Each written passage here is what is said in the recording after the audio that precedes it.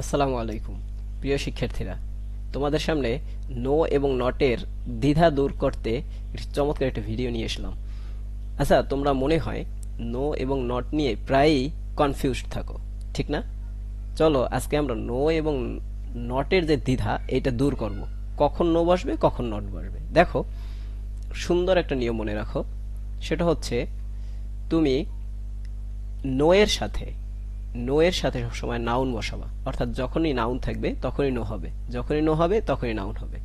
আবার যখন নট হবে তখন অ্যাজেক্টিভ হবে, যখন অ্যাজেক্টিভ থাকবে তখনই কি নট, অর্থাৎ অ্যাজেক্টিভের পূর্বে নট বসে অথবা নটের পরে অ্যাজেক্টিভ বসে।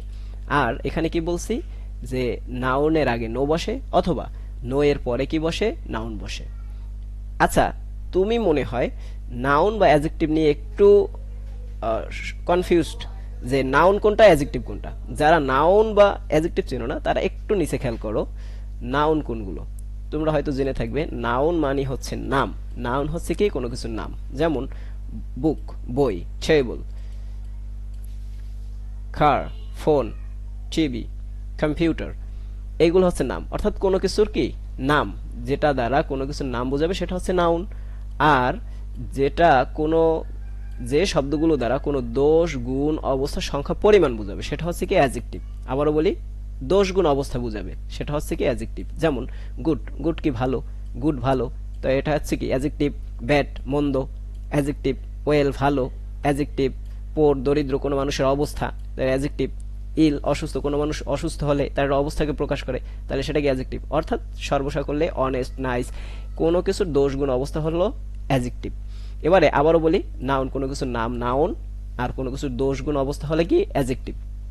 এবার আমরা আবার একটু গঠনে যাই। কি বলছিলাম, যে নাউনের পরে সরি, নো এর পরে নাউন হয়, আবার নটের পরে কি হয়, নটের পরে অ্যাডজেক্টিভ হয়। তো সেই হিসেবে আমরা একটু খেয়াল করি। দেখো তো, এখানে আছে কি আই হ্যাভ পেন, আমার কলম আছে। আমি আবার বলি, আই হ্যাভ পেন, আমার কলম আছে। এখানে এই যে পেন, পেনটা হচ্ছে কি একটা নাম, নাউন। তো সেই ক্ষেত্রে এই নাউনের আগে কি বসে, এই যে নো বসে। তো সেই ক্ষেত্রে এই যে পেন, পেন যেহেতু নাউন, নাউনের আগে আমাদের কি বসাতে হবে, নো বসাতে হবে। তাহলে নো বসালে কি হয় দেখো, আই হ্যাভ পেন, আমার কলম আছে। আর যদি নো বসাই তাহলে কি হবে, I have not no pen, sorry, I have pen, আমার কলম আছে।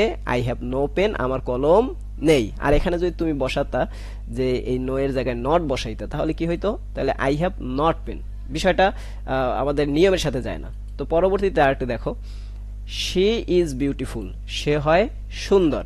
তো দেখো এখানে এই যে বিউটিফুল দ্বারা তার সৌন্দর্যকে বোঝাইছে, তার কি গুণটাকে প্রকাশ পাইছে।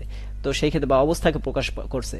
তো আমরা বলছিলাম অ্যাডজেক্টিভের পূর্বে কি বসে, অ্যাডজেক্টিভের পূর্বে নট বসে। তো সেই ক্ষেত্রে এখানে কি আছে, শি ইজ বিউটিফুল। এই বিউটিফুল কি, বিউটিফুল হচ্ছে অ্যাডজেক্টিভ। তো অ্যাডজেক্টিভের আগে আমরা কি বসাবো, অ্যাডজেক্টিভের আগে আমরা এই নট বসাবো। তাহলে কি হইল, শি ইজ বিউটিফুল, সে হয় সুন্দর। আর অ্যাডজেক্টিভের আগে নট বসাইলে কি হয়, শি ইজ নট বিউটিফুল, সে সুন্দর না। তো বিষয়টা দাঁড়াইলো কি, নো এর সাথে নাউন, নটের সাথে অ্যাডজেক্টিভ। তুমি তাহলে এগুলো একটু ভালোভাবে আবার দরকার হয় বোঝার জন্য আবার শুরু থেকে ভিডিওটা দেখো, তাহলে আরেকটু সুন্দরভাবে বুঝবা। তো নিচে আরেকটু দেখো, খেয়াল করো। তাহলে আমি আবার যদি বলি আই হ্যাভ পেন, এখন এই জায়গায় যদি পেনের পরিবর্তে আমি যদি বলি আই হ্যাভ বুক, এই বুক বসাইতে পারো, আমার একটি বই আছে। টেবল, টেবিল আছে। কার, গাড়ি আছে। এইভাবে তুমি এগুলো কিন্তু বসাই দেখতে পারো, নো বসাই দেখতে পারো। তাই I have no pen, I have no book, I have no table. কথা বুঝছো? এরপরে দেখো, এই যে শি ইজ বিউটিফুল, এখানে শি ইজ বিউটিফুলের পরিবর্তে তুমি যদি বসাও এই যে good, good, she is good, she is bad, she is well, she is poor. কথা বুঝছো? এগুলো যদি বসাও সেই ক্ষেত্রে কিন্তু আমরা যদি নেগেটিভের চিন্তা ভাবনা করি, সেই ক্ষেত্রে কি করব, শি ইজ নট। এই দেখো, এই যে নট, নট বসবে, নট, নটের পরে আমরা এই শব্দগুলো বসাইতে পারি। তো ভিডিওটি দেখার জন্য ধন্যবাদ।